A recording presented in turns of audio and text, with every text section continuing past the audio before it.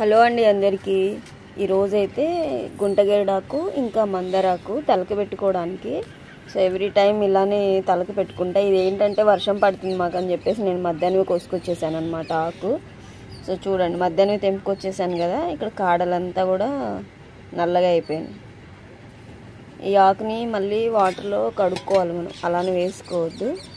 ఇంకా చేలల్లో పల్లెటూరులో వాళ్ళకైతే బాగా తెలుస్తుంది. ఇది భృంగరాజు అంటారు కదా, ఇప్పుడు అంతా ఇవే ఆయిల్ అట్లా వాడుతున్నారు. నేనైతే ఇంకా ఆయిల్ అట్లా ఏమి యూస్ చేయను, కానీ ఎవ్రీ వీక్ ఇలా గుంటగేడాకు అవైలబుల్ ఉంటుంది కాబట్టి ఆకు మందారాకు పెరుగు మిక్సీ వేసుకొని ఇలా తలకు పెట్టుకుంటాను అనమాట. ఇంకోటి ఏంటంటే ఈ సీడ్స్ ఊరికనే మలుస్తాయి. నేను కొన్ని వేసాను, అవి కొన్ని చెట్లే వచ్చినాయి. మరి అవి పెద్ద అయిన వరకు ఉంటాయా లేదా అని చెప్పేసి చూడాలి. ఇళ్ళ పక్కన వాళ్ళ ఇళ్ళు అయితే ఇవి ఉన్నాయి అనమాట. సో మీరు కూడా, ఇది అందరికీ పడుతుంది అని చెప్పలేము, పడదు అని కూడా చెప్పలేము. మీరు కొన్నిసార్లు ఒక 2-3 వీక్స్ అలా ట్రై చేసిన తర్వాత అయితే మీకు అర్థమైపోతుంది. సో అప్పుడు మీరు పడుతుంది అంటే కంటిన్యూ చేయండి. హెయిర్ గ్రోత్ అయితే బాగా ఉంటుంది, కంటిన్యూస్గా పెట్టుకోవాలి. సో నేనైతే ఇది ఫాలో అవుతాను. ఈ ఆకు అనేది ఎవ్రీ టైం అవైలబుల్గా సమ్మర్లో అయితే ఉండదు. ఇప్పుడు నాటుల టైంలో కానీ కలుపుల టైంలో కానీ బాగుంటుంది అన్నమాట ఈ ఆకు. ఇంకా సమ్మర్లో మినప చేలేస్తారు కదా, వాటిల్లో ఉంటుంది రేర్గా. ఈ కలుపు మందులు అవి వేసినప్పుడు ఇది మనకైతే అవైలబుల్గా ఉండదు. ఇంకా మనం తీసుకొచ్చుకున్నప్పుడు వీటిని ఇలా వాటర్లో వాష్ చేసుకోవాలి. వాష్ చేసుకొని మిక్సీ వేసుకుంటే సరిపోతుంది. సో మందారాకును కూడా ఇలా కడిగైతే వేసేసుకోవాలి. ఇంత పెరుగు కూడా ఫ్రిడ్జ్లో పెట్టింది అలా ఏమి యూస్ చేయకూడదు. ఫ్రిడ్జ్లో పెట్టని వేసుకోవాలి, నార్మల్ టెంపరేచర్లోనే వేసుకోవాలి.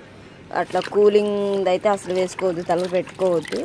మళ్ళీ నేను కొన్ని సీడ్స్ అయితే ఇలా తలకు పెట్టుకోవడానికి కోసుకొచ్చిన వాటిలోనే సీడ్స్ బాగుంటే ఇంకా ఈ భృంగరాజు అయితే వేసాను. అవి చిన్న చిన్న మొక్కలు వేసి కూడా 1 రోజుల పైనే అవుతుంది. మరి అవి మొలక రావడానికి ఎంత టైం పట్టినాయో చూడండి, చూపిస్తాను నేను. ఇప్పుడు ఇదైతే కడిగి దీనిలో వేసుకున్న తర్వాత అవి చూపిస్తాను.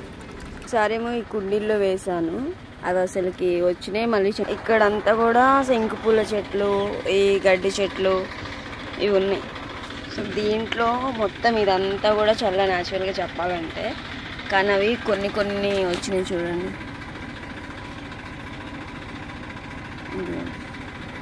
ఇది ఇంకా ఈ గడ్డి చెట్లలో ఇవి కూడా ఇలా అక్కడక్కడగా కొన్ని మంచినాయి. ఇంకా ఇవి పైకి వస్తాయి కానీ తెలియదు అన్నమాట. ఈ శంకుపూల చెట్లు, ఈ గడ్డి చెట్లు అవి వస్తుందో రాదో చూడాలి. ఇంకా ఇవి కొంచెం మలిస్తే బాగుండు. గుంటగేడాకు ఇంకా మందారాకు అయితే ఇలా తీసుకున్నా కదా, దీంట్లోకి నార్మల్ రూమ్ టెంపరేచర్ ఉన్న పెరుగు వేయాలి అని చెప్పాను కదా. సో పెరుగు అయితే తీసుకుందాం. ఫ్రిడ్జ్లో పెట్టింది అయితే అస్సలు వేసుకోవద్దు. గడ్డ పెరుగు మాకైతే అవైలబుల్గానే ఉంటుంది ఎప్పుడు. సో ఇప్పుడు దీన్ని వేస్తా.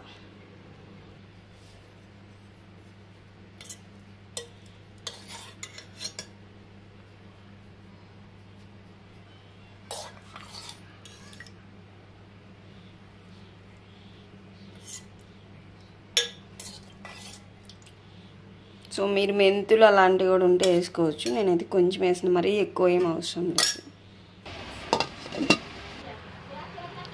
సో ఇదిగో చూడండి, వేసిన తర్వాత ఎంత గ్రీన్గా ఉందో చూడండి. ఇది మొత్తం ఏంటంటే మందారాకు వేసుకుంటే ఏంటంటే మనకి చుండ్రు అలాంటిది కూడా లేకుండా ఉంటే ఇలా జిగటగా ఆ చుండ్రు అనేది అయితే పోతుంది మందారాకు వల్ల. మీకు పూలు అవైలబుల్గా ఉన్నా కూడా వేసుకోండి, గుంటగేడాకు ఎక్కువ ఉన్నా కూడా వేసుకోండి, చాలా మంచిది కూడా.